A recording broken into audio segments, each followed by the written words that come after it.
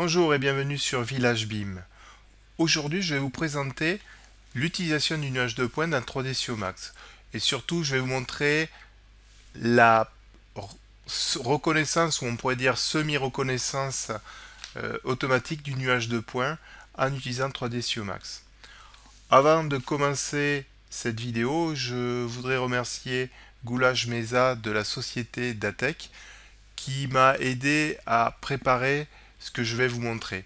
Car honnêtement, je ne maîtrise pas du tout 3D SEO Max et grâce à lui, je vais vous faire bénéficier de cette présentation.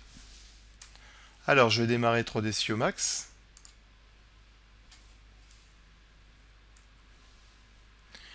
Et donc, je vais ici dans le menu Créer, venir sélectionner le type nuage de points et je vais positionner une référence du nuage de points à peu près ici.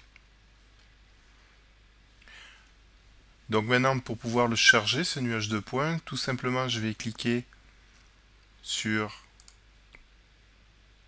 nuage de points, la partie modifier, charger un nuage de points. Donc vous pouvez le noter, on va récupérer des formats de type RCS et RCP, donc ce sont des formats issus du logiciel Recap. Je vais venir pointer sur mon, ici en l'occurrence un RCS, et je clique sur ouvrir. Automatiquement le nuage de points apparaît. Et vous avez à votre disposition, en termes d'affichage, ici, sur le niveau de détail, qui va jouer du plus faible au plus élevé. Donc en fait, c'est le nombre de points affichés à l'écran. Et donc je vous conseille d'être avec un niveau de détail élevé. Attention à votre capacité de carte graphique aussi, ainsi que la taille des points du nuage de points. Donc vous pouvez la gérer au travers d'échelle réaliste. Vous voyez là, si je grossis beaucoup, on a des points qui bavent un petit peu. Ou directement vous jouez avec la taille du pixel. Donc ça permet en fait, lorsque vous faites des rendus, d'avoir un petit peu plus de plein et donc d'avoir des surfaces plus lisses. Ensuite, parlons des méthodes d'accrochage. Donc tout à fait en haut ici, vous avez la partie activation ou désactivation du mode d'accrochage, ou tout simplement en appuyant sur la touche S. Si vous effectuez un clic droit sur ce bouton, vous avez la possibilité de trouver les accrochages de type nuage de points. Et bien sûr, d'activer l'accrochage nuage de points.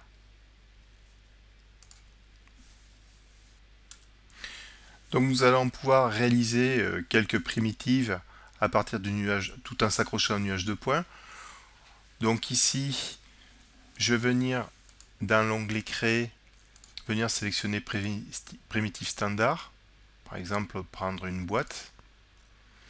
Et là, en m'accrochant sur le nuage de points, donc n'hésitez pas à faire des zooms, de venir, je ne sais pas si vous remarquez les accrochages ici, vous voyez le petit carré jaune, qui va me permettre de m'accrocher et d'étirer ce nuage cette boîte en indiquant la profondeur. Alors pareil, je vais pouvoir venir m'accrocher ici sur le nuage de points. Par exemple, de l'autre côté, je vais faire pareil. Alors attention, c'est un clic et un glisser après. Et après, vous indiquez la troisième dimension ici. Voilà. Bien sûr, à tout moment, vous allez pouvoir modifier cette primitive. Bien sûr, nous avons la technique d'effectuer des modifications en utilisant les polygonales. Il suffit de cliquer sur l'objet, convertir en polygone éditable. Ensuite, je vais venir modifier le bout de notre deuxième boîte. Je vais venir sélectionner la face. Voilà. et lui effectuer un déplacé ou un étiré. Alors attention, pour être plus fin, je vais pouvoir me mettre sur une vue de côté ou une vue de dessus pour être au plus juste par rapport au nuage de points. Donc ça c'est la première méthode, en utilisant des primitives tout en s'accrochant au nuage de points en 3D. Alors il y a une autre possibilité, ça sera d'utiliser une fonction que je vais appeler au travers de l'invite de commande. Donc vous pouvez appuyer sur la touche X. Ensuite vous allez pouvoir taper objet vide. Donc dans objet vide, je vais pouvoir spécifier des points que je vais sélectionner ici.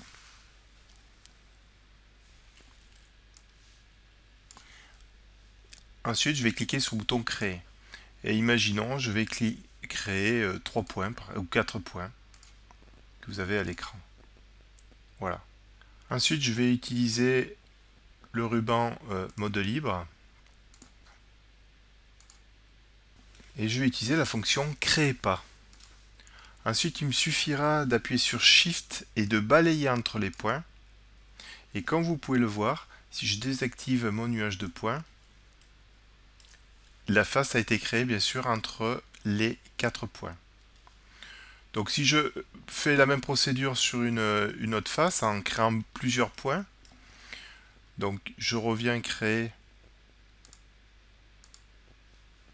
ici des points, je clique sur le bouton créer, et par exemple je vais saisir plusieurs points, alors je fais quelque chose d'un petit peu au pif, je réutilise l'option créer pas, toujours en appuyant sur le bouton Shift et en balayant, vous voyez qu'il construit le maillage en s'appuyant sur les points que j'ai créés.